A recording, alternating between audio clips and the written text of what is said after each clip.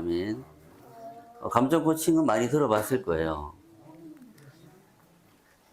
감정 코칭이 뭐냐면은 쉽게 말하면 자녀가 느끼는 감정을 공감하는 거, 이해하고 공감을 하고 이제 거기에 대한 적절한 대응을 하고 이 아이가 그런 감정을 느꼈을 때 어떻게 이 감정을 표출을 하고 또 이렇게 표현하는가 이제 이런 부분을 이제 돕는 양육 방법을 말합니다. 그래서 이게 이제 되어져야지 랩런트가 소통을 원활하게 할 수가 있어요. 그러니까 물론 사람과의 소통, 어떤 자기가 소속된 집단과의 소통도 당연히 되어지겠고 또 부모님과 소통할 수 있는 유대관계 형성에도 되게 중요한 개념이거든요. 감정 코칭의 단계를 이제 보면 이게 뭐 하자는 건지 아마 알 수 있을 거예요. 제일 먼저 아이가 이제 어떤 상황을 접했을 때 만약에 친구랑 싸워가지고 뭐 화가 났다든지 되게 슬퍼졌어요. 그럴 때 이제 부모님이 이 아이의 감정을 인식을 하는 거죠. 이제 T 같은 부모님들은 대본에 물어보는 게 이제 왜 싸웠어? 이겼어, 졌어? 뭐 이런 거 물어보잖아요. 그게 아니고 이 아이가 지금 느끼는 감정, 화가 났다든지 뭐 슬프다든지 그걸 먼저 인식을 하는 거죠. 그 다음에 이제 이제 보통 감정 코칭이 필요한 그 감정은 그런 이제 좋은 감정일 때 아니고 주로 이제 부정적인 감정을 느낄 때겠죠. 좋은 감정을 느낄 때는 뭐 굳이 그걸 즐기게 놔두면 되니까. 근데 부정적 감정을 느꼈을 때 이제 부모님들은 우리가 이제 세상 살아가면서 문제를 만났을 때도 그렇잖아요. 문제를 딱 만나면 당황하게 되고 빨리 해결하고 싶고 빨리 이 문제가 사라지기를 원하는 마음이 드는 것처럼 아이가 부정적인 감정, 갑자기 막 분노를 표출한다든지 갑자기 이제 막 운다든지 이렇게 했을 때 빨리 감정이 이제 없어졌으면 좋겠지. 이거를 즐기지는 않잖아요. 그죠? 근데 이제 그 순간에 이제 이 부정적 감정을 느낀 이 순간을 이 아이의 어떤 감정을 어떻게 해소할지를 가르쳐 주고 또 부모와 자식 간에 좋은 어떤 유대관계를 형성할 수 있는 기회로 삼아야 되겠다라고 생각을 해야 돼요. 그 다음에 이 아이의 감정을 이제 들어주고 공감을 해주는 거죠. 네가 지금 많이 슬프구나. 화가 많이 났구나. 그래, 아빠도 이해한다. 이런 공감하는 거. 근데 아이들은 이제 아직 어리기 때문에 자기가 느끼는 감정이 뭔지를 잘 몰라요. 단지 이제 그 감정이 올라올 뿐이지. 그러면 이제 이 감정은 어떤 감정이다라고 이제 얘기를 설명을 해줄 그러게 감정의 이름 붙이기. 왜냐면 이제 이 감정이 뭔지 알아야 이걸 어떻게 표현하는지를 알 수 있기 때문에. 그 다음에 이 감정을 느꼈을 때에 이 감정을 공감하는 것까지는 좋은데 이 감정을 이제 표현하겠죠, 아이들이. 주로 이렇게 뭐 화가 나면 바닥에 들어 누워가지고 막 발을 구른다든지 아니면 옆에 사람을 때린다든지 이런 행동을 하게 되는데 그 행동의 범위를 정해줘야 돼요. 그러니까 감정을 표현하는 거는 당연히 좋은 것인데 표현의 한계를 정해주지 않으면 남에게 피해를 줄 수도 있기 때문에 그래서 이 5가지 단계를 거쳐서 감정 코칭을 하게 되는 이걸 보면 대충 뭘 하는 건지 아시겠죠. 근데 이제 순간 발생하는 그 순간에 이거를 짜라락 할 수 있느냐 아주 어려워요. 자, 감정 코칭이 잘 된 아이들과 그렇지 않은 아이들 비교해 봤을 때 감정 코칭을 잘 받은 아이들의 어떤 분석을 해봤더니 또 공부와 연관된 부분에 있어 가지고는 집중력이 아주 뛰어나요. 집중을 되게 잘해요. 산만하지 않고 그때 뭘 배우는 능력이 되게 좋아요. 어떤 문제를 만났을 때 해결할 수 있는 능력도 아주 뛰어나고 네, 인간관계 관련된 부분에 있어 가지고는 감정의 조절을 잘해요. 이게 이제 이런 감정 코칭을 받지 않은 아이들은 어떻게 감정을 표현하는지를 모르기 때문에 주로 억압되어 있기 때문에 꾹 쌓아두고 있다가 어느 순간 폭발하죠. 감정을 조절하지 못해요. 이 정도면 이렇게 작게 표현하고 이럴 땐 좀 더 크게 표현하고 대신에 다른 사람에 피해를 주지 않는 범위 안에서 이런 게 안 되기 때문에 또 감정에 또 공감을 많이 받아봤기 때문에 자신도 다른 사람의 감정을 잘 이해를 해줘요. 그러니까 당연히 이제 또래 관계가 좋겠죠. 그 사회 적응력도 아주 우수하고 감정 코칭하는 목적은 뭐냐 하면 여러 가지 상황들을 겪게 되잖아요. 아이들이 어른도 마찬가지 그런 상황을 만났을 때 바람직한 행동을 할 수 있도록 인도해 주기 위해서 우리가 이제 늘 애들 잔소리 하잖아요. 이렇게 할 때는 이렇게 해라 저럴 땐 저렇게 해라 모든 부모님들이 이제 추구하는 목표는 동일하지만 이제 이 아이들이 이 바람직한 행동을 할 수 있도록 돕는 방법의 차이에 따라 가지고 이 아이들이 감정 코칭이 되느냐 안 되느냐가 달라지는 거예요. 그죠? 그럼 부모님들이 모두 이걸 추구하지만 이제 여러 가지 형태들이 나와요. 이걸 이제 바람직한 행동을 지도하기 위해서 하는 행동의 패턴들이 이제 틀리죠. 자, 예를 이제 들어서 설명해 드릴게요. 자, 애가 이제 약국에서 가장 많이 접하는 상황. 왔어요. 이제 아이들은 약에는 관심이 없죠. 바로 이제 애들 코는 쪽으로 막 달려간단 말이에요. 그럼 뭐 막 집어요. 엄마한테 사달라고 하죠. 엄마는 당연히 안 사주지, 이제. 원래 사주려고 마음먹었던 엄마들은 사주지만, 이게 갑작스럽게 뭘 집어와서 사달라 하면 보통 엄마들이 이제 안 된다라고 얘기를 하겠죠. 자, 애가 이제 약국에 이제 들어 누웠어요. 막 이제 난리가 났어요. 그럼 이제 이렇게 엄마가 얘기합니다. 야, 장난감 하나 가지고 이렇게 울고불고 난리를 치냐, 어? 자, 빨리 약 타가지고, 저기, 나가서 엄마 햄버거 사줄 테니까 빨리 가자, 일어나. 이렇게요. 그럼 이게 뭐냐 하면은, 아이는 지금 이제 너무 사고 싶은데 못 사게 됐어. 너무 화가 나고 슬퍼요. 속상해. 근데 그런 아이가 느끼는 감정을 엄마는 어떻게 하냐면은, 별거 아니야, 그거. 그거 뭐 장난감을, 엄마가 볼 때는 뭐 별거 아니지. 대수롭지 않지만, 이 아이한테는 오늘 하루에 자기의 모든 것과 마찬가지인 이 장난감. 근데 엄마는 이거를 아무것도 아닌 것처럼 이렇게 축소 전환한 거예요. 축소시켜버린 거지. 아이 느끼는 감정을. 그럼 이때 아이는 뭘 느끼냐면은, 내가 느끼는 감정을 무시당한다라고 느껴요. 아, 엄마가 나를 무시하는구나. 나는 아무것도 아닌 존재인가 보다. 이래 되는 거죠. 그리고 이제 요 유행의 부모님들의 특징이 뭐냐면은, 이제 화제를 돌려요.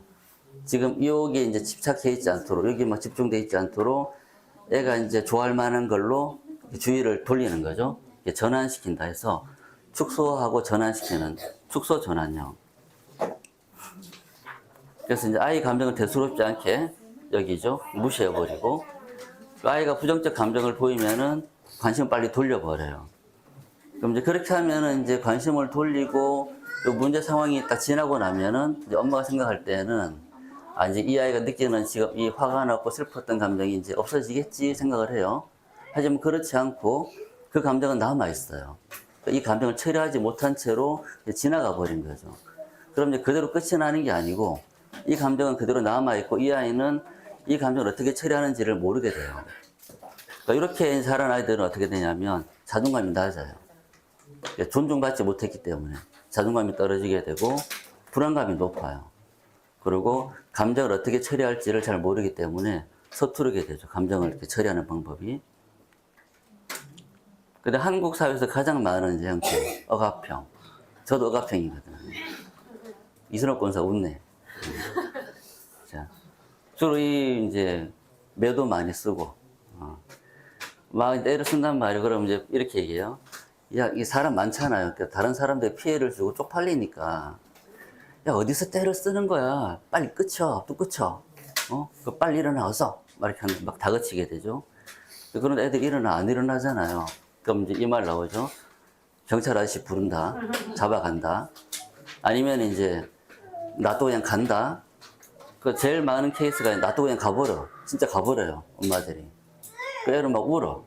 그럼 나는 지금 장사해야 되는데, 데리고 나가서 뭐 어떻게 패든지, 놔두면 어떻게 해, 도대체. 자, 이게 뭐냐면 이제 아까 앞에서 5단계 설명을 했잖아요. 마지막 단계가 행동의 수정이에요.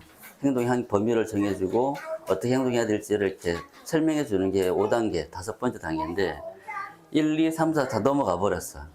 그래서 공감해 주지도 않아, 설명도 없어, 아무것도 없어. 그냥 바로 행동에 대한 수정만 들어가는 거죠.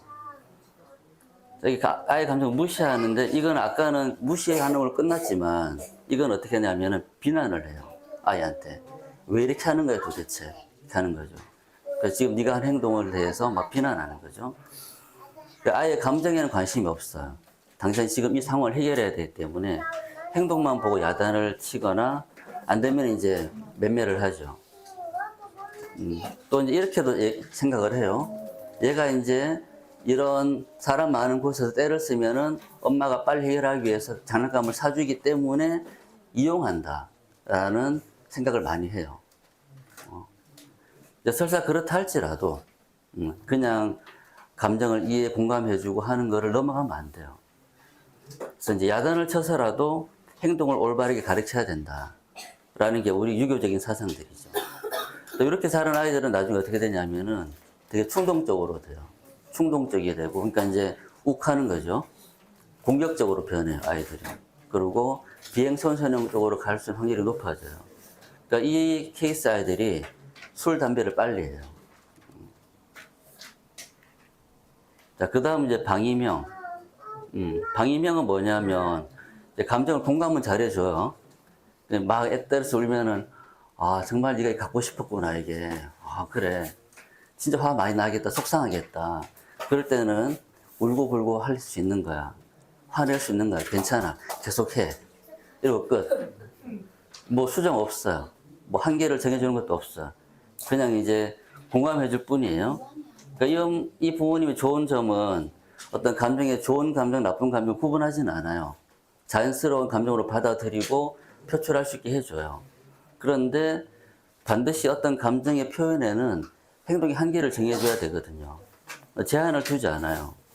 그래서 어떻게 이 감정을 처리할지, 어떻게 행동해야 되는지를 가르쳐 주지 않기 때문에 이 아이가 이제 막 때려서 울잖아요. 하면서 자기도 불안해, 지금. 뭔가 이제 마무리가 해야 되는데 마무리가 안 돼. 혼을 내든, 뭐 사주든, 뭐 어떻게 이제 해줘야 되는데 그냥 괜찮다고 하는 거야, 그러니까. 얘도 당황스러운 거예요, 이제. 그러니까 행동의 한계를 모르기 때문에 불안해지는 거예요. 그리고 이제 자기가 늘 이걸 막 남에게 피해가 되는 건지 뭔지 모르고 엄마도 얘기해 준 적이 없기 때문에 남을 배려할 줄 모르고 어떤 관계를 할 때 되게 힘들어요. 이게 방이명. 이제 가장 바람직한 이제 감정 코칭형. 이제 공감을 해주죠. 아, 장난감을 살 수 없어서 화가 많이 났구나. 아빠도 옛날에 그랬었어. 정말 갖고 싶었는데 못하게 됐을 때 너무 속상했어. 아빠도 이해한다. 그런데 갑자기 갖고 싶다 하면은 사줄 수는 없어. 내가 너도 좀 생각을 해보자. 그리고 이제 아이디어를 내야 되기 때는 그냥 넘어갈 게 아니고 그냥 무시하거나 뭐 행동 수정을 바로 하는 것이 아니고 대안을 제시를 해줘야 돼요. 예를 들어서 이제 만약에 얼마 안 지나면 어린이날이 있다든지 생일이 있다든지 어떤 이벤트가 있으면 자, 좀 있으면 이제 생일이니까 뭐 어린이날 오니까 그때 이제 우리 막내한테 했던 방법, 명인이가 좋아하는 거 한번 아빠랑 같이 골라보자. 집에 가서. 어때? 괜찮겠어? 하는 거죠. 아예 감정은 받아주는 대신에 행동에는 제한을 둬야 돼요. 이렇게 하면 안 된다는 걸 가르쳐 줘야 돼. 남에게 피해를 주거나 아니면 이제 너 자신이 너무 이 감정에 빠지게 되면 더 힘들어지기 때문에 대신 아이의 감정을 무시하지 않아요. 존중해 줘야 돼요. 그 감정을 느끼는 거를. 받아줘야 돼요. 그리고 이제 자기 감정을 억누르지 않고 표현할 수 있도록 기회를 줘야 돼요. 표현할 수 있도록. 그리고 그런 감정은 이제 표현할 수 있다. 라고 인정해 주는 거죠. 그리고 이제 어떤 수정된 행동을 강요하지 않고 의견을 물어보든지 대안을 제시해 주든지 선택할 수 있는 것을 주는 거예요. 그러니까 무조건 엄마 아빠가 제시한 거를 따라와. 이게 아니고 이런 것들이 있는데 넌 어떻게 하면 좋겠느냐. 이렇게 물어보는 거죠. 이게 감정 코칭형이에요. 너무 이상적이죠? 근데 실제 현실에서는 이게 잘 안 돼, 이게. 어렵단 말이에요. 그래서 이제 약국에도 많은 이제 부모님들이, 주로 엄마들이 많이 오시잖아요. 그럼 항상 일이 벌어져. 하루도 그냥 넘어가는 날이 없어요. 이렇게 엄마들 이렇게 보거든요. 그러니까 이제 대부분의 엄마들은 억압형으로 하죠. 빨리 일어나라. 혼날래. 경찰 부른다. 놔두고 그냥 간다. 가끔 이제 축소 전환형도 좀 있죠. 빨리 나가서 햄버거 사 먹자. 뭐 이렇게 한다든지. 뭐 빨리 나가서 뭐 어디 다른데 가자. 편의점 가자. 뭐 이렇게 한단 말이에요. 가끔 이제 방임형 부모님들 아주 드물게 이제 보게 되고, 가끔 엄마들 중에도 이런 공부를 하신 분들이 있어요. 이제 들어보면 감정 코칭을 하는 분들이 있어요, 이게. 근데 그게 완벽한 감정 코칭이 아니고, 뒤에 나오겠지만, 이게 이제 말로만 하는 거 있잖아요. 네가 슬펐구나, 화가 났구나, 이렇게 한단 말이에요. 근데 들어보면, 그 다음 뭐 이렇게 쭉 해주는 게 아니야. 그냥 그 말만 하고 끝나요. 자, 이게 중요한 게 뭐냐면, 이제, 그때 엄마도 되게 당황스럽지, 사실은. 사람도 많고 한데 쪽팔리잖아요. 그래서 이제, 그럼 옆에 우리 약사님도 나한테 물어봐요. 저럴 때 어떻게 해야 되는 거냐 물어보거든요. 저렇게 하는 게 맞냐? 그럼 저는 이제 잘 모르겠다. 왜냐하면은 그 순간에 하는 것도 중요하지만 더 중요한 게 뭐냐면 이게 평상시가 중요하거든요. 평소에 아이랑 유대 관계가 잘 형성이 돼 있어야 돼요. 평소에 아이를 존중해주고 평소에 아이의 얘기를 잘 들어주고 평소 아이랑 이렇게 대화를 많이 나누는 그런 부모님들이 이런 상황이 발생했을 때 감정 코칭이 되어지기도 하고 이게 먹히죠. 근데 평소에 한 번도 안 했어. 평소에 늘 억압하고 늘 한 번도 들어주지 않다가 갑자기 그런 자리에서 그랬구나 하면 아이가 어떻게 생각하냐면은 이 사람 왜 이러지? 이런 말이에요. 평소에 안 그랬잖아. 이런단 말이에요. 그러니까 평상시 아이를 존중하고 아이 말에 경청을 해야 돼요. 자, 엄한 부모, 그러니까 이제 억압하는 부모한테 왜 이렇게 아이를 억압하냐? 그러면 뭐라 대답하냐면은 나는 억압하는 게 아니고 엄한 편이다. 이래 얘기를 해요. 근데 억압과 엄한 건 좀 달라요. 엄한 건 뭐냐면은 어떤 분명한 기준을 두고 훈계를 하는 것을 보고 엄하다 그래요. 엄한 부모님들은 무조건 아이를 강요하지 않고 자기도 그 기준을 따라요. 함께 그 기준 속에 생활을 하는 그러면서 이런 행동의 한계는 넘어서지 마라 라고 가르치는 걸 보고 엄하다 얘기를 하는 거고 억압하는 건 뭐냐면 무조건 내 말 들어. 어른 말을 들어. 아빠 말이 진리야. 엄마 말이 진리야. 이렇게 이제 막 하는 게 억압하는 부모죠. 그렇게 강요해서는 안 된다는 거죠. 그리고 감정 코팅 말고 감정 코칭. 아까 이제 그랬구나 하는 이런 이제 엄마들이 감정 코팅. 그러니까 실제 아이가 느끼는 그냥 이제 공감하라는 말은 공감해준다라는 말만 하라는 것이 아니고 실제로 그 입장이 돼보라는 거예요. 그래, 진짜, 되게 속상하겠다라고 느껴지는 이제 그 상태가 되어져야지 이게 되는 거예요. 자, 사람이 이제 의사소통을 할 때 다른 사람에게 뭔가를 전달하잖아요. 그러면은 말은 한 10%밖에 안 돼요. 그 전달할 때 이 사람의 어떤 억양, 또 어휘, 어떤 막 목소리의 톤, 이 사람의 어떤 표정, 이 사람의 몸짓 이런 것들이 90%를 좌우를 해요. 하기 때문에 엄마가 아무리 이제 그런 배운 것을 가지고 그랬구나라고 표현을 할지라도 실제로 그걸 내가 실제로 공감하지 못했다면은 이게 제대로 전달되진 않아요. 실제 아이 입장에서 생각을 하고 또 느낀 다음에 공감해줘야 돼요. 이게 평상시 돼야 되겠죠. 평소 안 되던 상태에서 갑자기 상황이 벌어졌을 때, 빨리 저의 상태, 입장이 돼가지고 내가 느껴야 되겠다. 공감해야 되겠다. 이게 되긴 어렵단 말이죠. 자, 근데 이제, 감정 코칭을 저희도 이제 공부를 예전에 하고, 우리 집사람은 교육을 받고 왔어요. 그러니까 2급 자격을 땄어요. 근데 하는 거 별로 못 봤어요. 거의 못 봤어요. 배운 것으로 끝났지, 이제. 그런데, 이제, 이거를 완벽하게 할 수는 없어요, 사실은. 전문가도 그렇게 하지는 못해요. 근데 이걸 알고 있으면, 이제, 어떤 상황이 있어가지고 우리가 액션을 취했잖아요.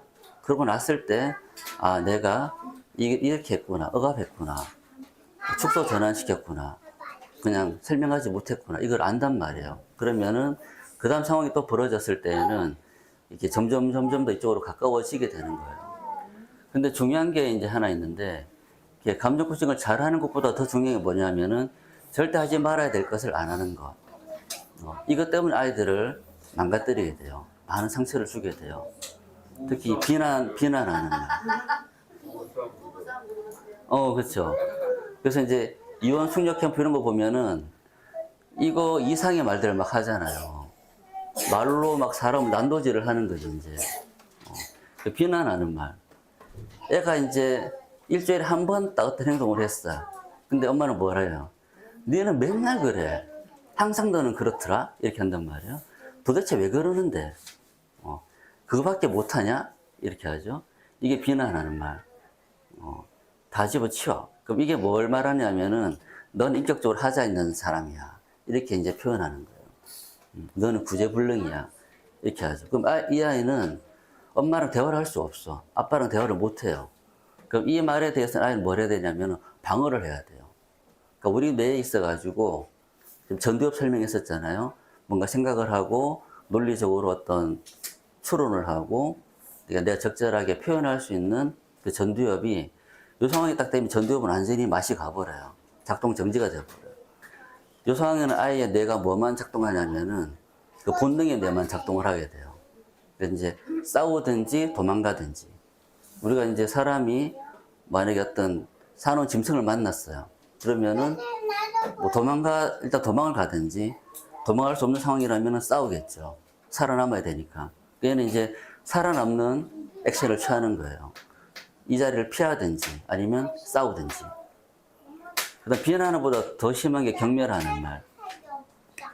네 주제 파악은 하시오. 이런 거 있잖아요. 아, 너는 뭐 누구보다 더 못하냐? 그보다 더 못하냐? 이렇게 하는 거. 도대체 정신이 있는 거야, 없는 거야? 아주 꼬라지 하고는 이러는 거.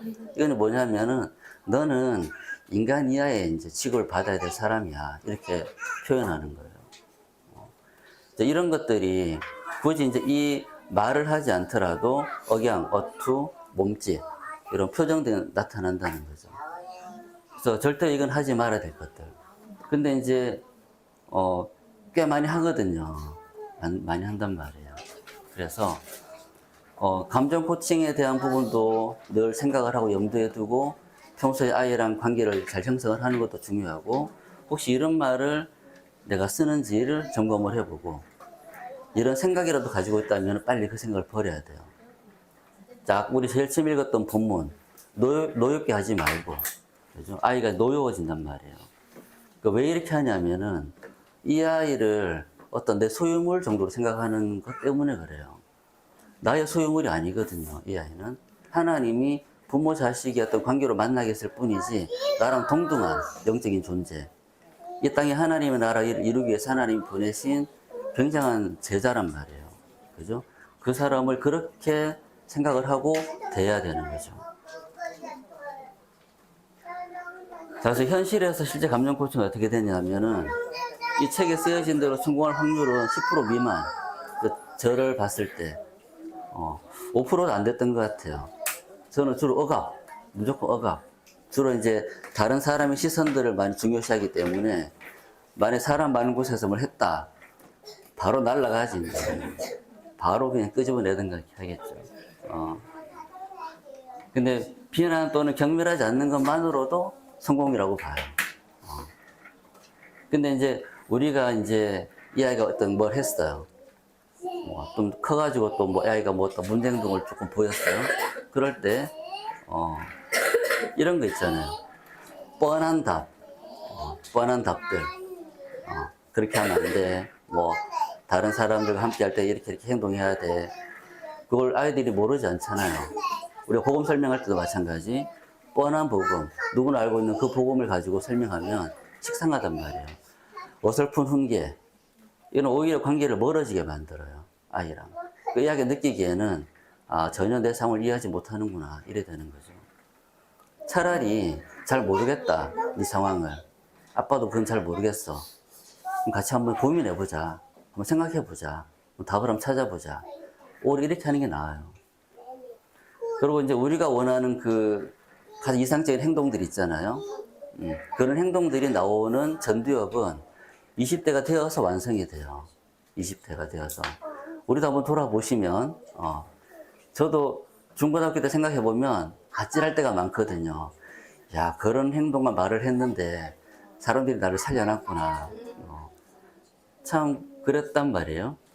그러니까 이제 우리는 20대가 되어서 완성되는 전두엽의 반응들을 이제 막 10살도 안 된 애들한테 바라는 거란 말이에요.